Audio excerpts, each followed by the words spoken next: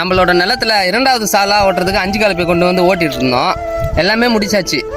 கடைசி நேரத்தில் இந்த தலையை மட்டும் கடைசியாக ஓட்டிக்கலாம் இந்த இடம், ஏன்னா இந்த தலை வந்து ஈரமாக இருக்குது அப்படின்னு சொல்லிட்டு விட்டேன். சரி, கடைசியாக வந்து ஓட்டும் போது பார்த்தீங்கன்னா ஈரமாக இருக்க பகுதியில் வந்து பார்த்தீங்கன்னா வண்டி இறங்கிடுச்சு. அது யாரோட தப்பு இல்லை, என்னோட தப்பு தான். நான் தான் சரி என்னானாலுமே பார்த்துக்கலாம், ஒரு முயற்சி எடுத்து பார்ப்போம்னு சொல்லிட்டு தைரியமாக எடுத்துன்னு வந்தேன். ஆனால் அது இந்த அளவுக்கு பெரிய பாதிப்பு தரும்னு சொல்லிட்டு நான் எதிர்பார்க்கல. பார்த்தீங்கன்னா வண்டி குழிக்குள்ளே சிக்கிக்குச்சு அப்படின்ற தகவலை தம்பிக்கிட்ட ஷேர் பண்ணேன்.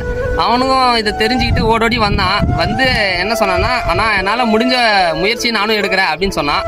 இப்போ அதுக்கான முயற்சி தான் எடுக்க போகிறான் தம்பி. அவன் ட்ரை பண்ணி வண்டி வெளியே வருதா இல்லையான்னு சொல்லிட்டு பாருங்க.